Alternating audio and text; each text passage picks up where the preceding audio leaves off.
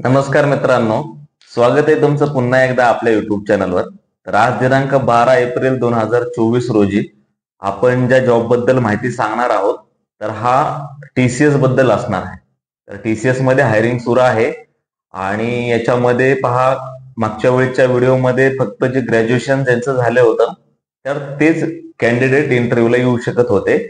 तर या व्हिडिओमध्ये पहा, ज्यांचं पीजी झालेलं आहे तर तेही कॅन्डिडेट इंटरव्ह्यूला येऊ शकतात. संपूर्ण माहिती मी सांगणार आहे, लोकेशन, जॉब डिस्क्रिप्शन आणि तुम्ही इंटरव्ह्यूला येताना काय तयारी करणार आहे. प्लस या व्हिडिओमध्ये ऍडिशनल मी काय माहिती सांगणार आहे, तर जे पण कॅन्डिडेट बँकिंग फायनान्स सेक्टर याच्यामध्ये जॉब शोधत आहात तर जॉब शोधताना तुम्हाला कुठले पॉसिबल क्वेश्चन्स असतात आणि त्याचे आन्सर पण मी देणारच आहे. तुम्हाला तर माहितीच आहे, मी आन्सर देतच असतो.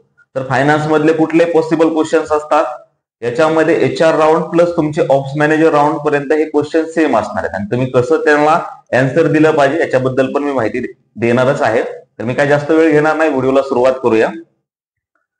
ये हे मुंबई मेरी जान. तर मुंबई मेरी जान म्हटल्यानंतर तुमच्या लक्षात आलंच असेल, टीसीएस मध्ये हायरिंग आहे पण लोकेशन असणार आहे मुंबई.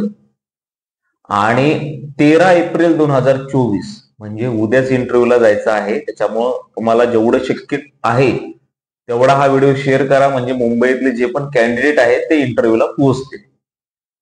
याच्यामध्ये जे एज्युकेशन असणार आहे ते आहे बीकॉम, एमकॉम आणि एमबीए फायनान्स.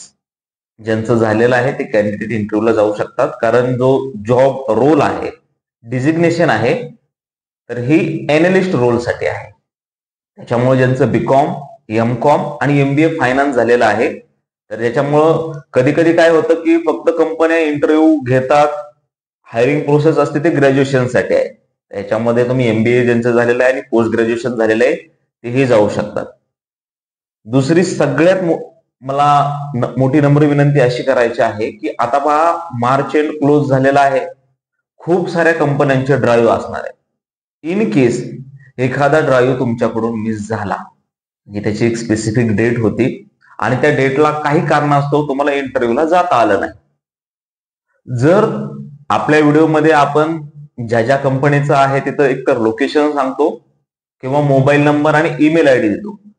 जर तुमच्याकडे ईमेल आयडी आणि मोबाईल नंबर असेल तर तुम्ही त्यांना कॉन्टॅक्ट करू शकता ड्राईव्ह झाल्याच्या नंतरही. कारण सांगतो, बऱ्याचदा काय होतं, ड्राईव्ह मध्ये त्यांना एक 30-40 लोकांची गरज असते, ते ऑलरेडी खूप सारे कॅन्डिडेट्स तेवढे जेवढे गरज आहे तेवढे कॅन्डिडेट सिलेक्ट करतात. टायमिंगला बरेचसे कॅन्डिडेट ऑफर रिजेक्ट करतात, मे बी त्यांना दुसऱ्या कंपनीची ऑफर मिळते किंवा त्यांना अजून हायरिंग प्रोसेस नंतर जे प्रोजेक्ट आहेत त्यांना त्यातून समजतं की आपल्याला अजून कॅन्डिडेट हवे असतात, त्याच्यामुळे ते रिहायरिंग करतात. असं समजू नका की आता एक स्पेसिफिक डेटचा तुमचा जो आहे हा ड्राईव्ह संपलेला आहे आणि मला पार्टिसिपेट ऍक्च्युली करायचं होतं पण मी तिथं नाही जाऊ शकलो. जर तुमच्याकडे ईमेल आयडी असेल आणि मोबाईल नंबर तुम्हाला मिळालेला असेल तर तुम्ही त्यांना कॉन्टॅक्ट करू शकता. ठीक आहे. तर आता याच्यामध्ये त्यांनी जी माहिती आपल्यापर्यंत आलेली आहे याच्यामध्ये त्यांनी असं स्पेसिफिक सांगितलं नाही की या या कॉलेज पासआउट, या बॅचचे पासआउटच हवे आहेत. ठीक आहे ना. तर फ्रेशरसाठी रिक्वायरमेंट आहे हे समजलेलं आहे आपल्याला, पण कुठल्या बॅचचे पासआउट पाहिजेत हे समजलेलं नाही. त्याच्यामुळे तुम्ही एकदा तिथं जाऊन पार्टिसिपेट तर व्हा. कारण तुम्हाला एक सांगतो, तुम्ही इंटरव्ह्यूला गेला एका ठिकाणी, तिथं 10 म्हणजे खूप सारे कॅन्डिडेट असतात, ऍटलिस्ट तुम्ही 4-5 मुलांशी 4-5 मुलींशी जे पण कॅन्डिडेट आहे तिथे चर्चा करता. त्यांनी काय होतं, तुम्हाला अजून दुसऱ्या कुठे इंटरव्ह्यू चालू आहे याच्याविषयी माहिती होते आणि तुमचा एक कॉन्टॅक्ट पर्सन पण वाढतो ना. तुमचा एक फ्रेंड सर्कलमध्ये फ्रेंड पण ऍड होतो आणि कॉन्टॅक्ट पर्सन पण वाढतो, जेणेकरून जेव्हा तुम्ही इंटरव्ह्यूला अटेंड करता तुम्हाला आणखी इन्फॉर्मेशन शेअर होते, असं मला सांगायचंय. त्याच्यामुळं तुम्ही इंटरव्ह्यूच्या प्रोसेस फॉलो करा. ठीक आहे. तर याच्यामध्ये पहा, जॉब डिस्क्रिप्शन त्यांनी काय काय सांगितलेलं आहे त्याची माहिती मी सांगतो आणि लोकेशन काय आहे. म्हणजे मुंबईमध्ये आहे, पण मुंबईमध्ये तुम्हाला एक्झॅक्ट लोकेशन कुठं असणार आहे तर याची पण माहिती सांगतो. बघा, इंटरव्ह्यू डेट जसं सांगितलं 13 एप्रिल 2024 सॅटरडे आहे. इंटरव्ह्यू टाइम असणार आहे सकाळी 10 वाजल्यापासून 12:30 पर्यंत आणि व्हेन्यू आहे Mumbai Tata consultancy services, Olympus bungalow, Hiranandani estate, Thane. ठीक आहे. 400607 असा आहे पहा पोस्ट कोड. आणि एलिजिबिलिटी काय आहे, क्रायटेरिया काय, any full time BCom, MCom, MBA finance skills and responsibilities काय काय असणार आहेत? Domain accounting, knowledge of skills, basic understanding of accounting principle and finance.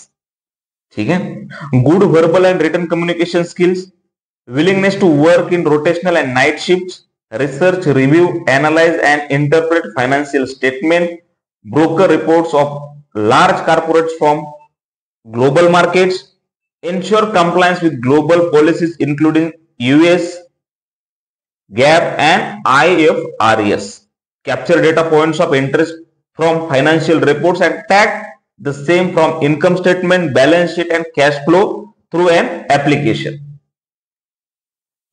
ठीक आहे. अशा प्रकारचं हे जॉब डिस्क्रिप्शन आहे पहा.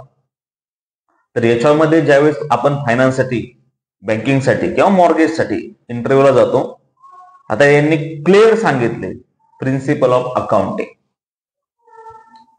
तुम्हाला HR राऊंड किंवा तुमचं जर ऍप्टिट्यूड टेस्ट झाली किंवा ऑप्स मॅनेजर जरी राऊंड आला, हा एक क्वेश्चन फिक्स असणार आहे. What are the 3 golden rules of accounting, हे एकदम पाठ करा. याच्यामध्ये काय होतं, हा क्वेश्चन फिक्स आहे. तुम्ही भलेही TCS मध्ये नाही, कुठल्याही अदर फायनान्सच्या रिलेटेड इंटरव्ह्यूला जातात, कुठल्याही कंपनीमध्ये हा क्वेश्चन असणार म्हणजे असणारच. याच्यामध्ये काय होतं, कॅन्डिडेटला हा क्वेश्चन विचारला की कॅन्डिडेट एकदम गडबडतो, तिथं कन्फ्युजन होतं. क्रेडिट, रिसिव्हर, डेबिट एकदम कन्फ्युज होतो. त्याच्यामुळे तुम्ही याच्यात अजिबात कन्फ्युज होऊ नका. हे एकदम क्लिअर अंडरस्टँड करून घ्या. What are the golden rules of accounting, 3 golden rules.